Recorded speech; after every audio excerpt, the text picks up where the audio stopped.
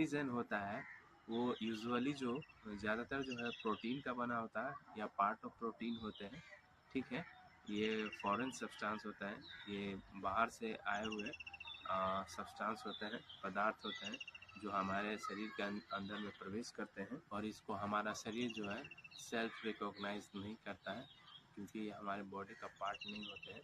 इसलिए हमारा बॉडी जो है, हमारा जो इम्यून सिस्टम जो होता है, इसको as a harmful substance recognise करता है, एज ए हार्मफुल सब्सटेंस इसको आइडेंटिफाई करता है और इसके अगेंस्ट में जो है हमारा इम्यून सिस्टम जो है एंटीबॉडी प्रोड्यूस करने लगता है, एंटीबॉडी डेवलप करता है, बनाना शुरू कर देता है।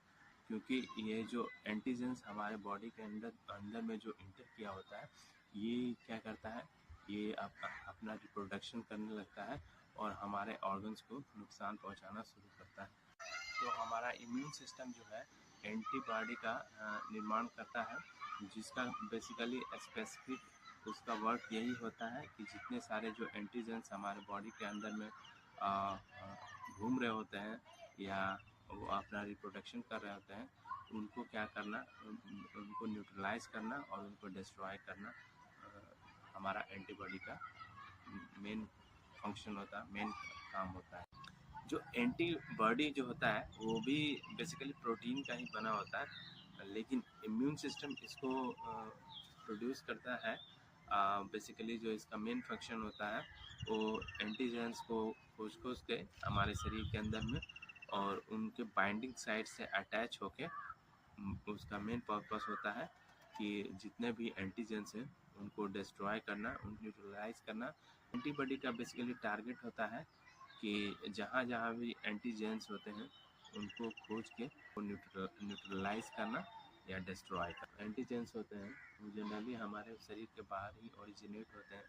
तो कौन कौन से एंटीजेंस हो सकते हैं, तो जैसे कि बैक्टीरिया होता है, वायरस होता है, एलर्जेंस जो होते हैं, ये सारे जो है एंटीजेंस ही हैं जो हमारे बॉडी के अंदर जब इंटर कर जाते हैं, जब हमारे बॉडी के अंदर में ये जाते हैं।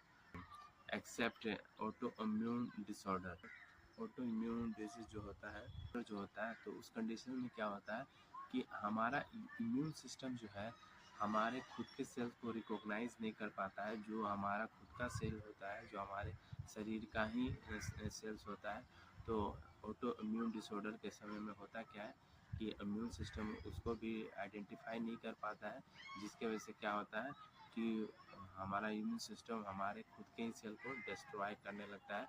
तो वो एक सर्टेन कंडीशन होता है, ऐसा नोटिस किया जाता है। एंटीबॉडी क्या होता है? एंटीबॉडी बेसिकली हमारा जो इम्यून सिस्टम होता है, जब वो ट्रिगर होता है या एक्टिवेटेड होता है, जब हमारे शरीर में एंटीजन इंटर कर जाते हैं, तब वो हमारा इम्यून सिस्टम ट्रिगर होता है।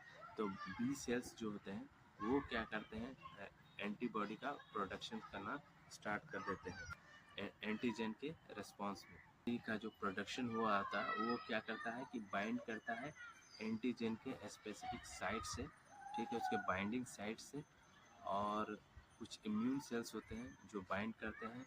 एंटीबॉडी के पास जो है एक यूनिक शेप होता है, क्या करता है, एंटीजेंस को अलाउ करता है बाइंड करने के लिए। जब एंटीजेंस एंटीबॉडी से बाइंड होता है, तब क्या करता है कि एंटीबॉडी जो है उसको डिस्ट्रॉय करना शुरू कर देता है by the help of immune cells.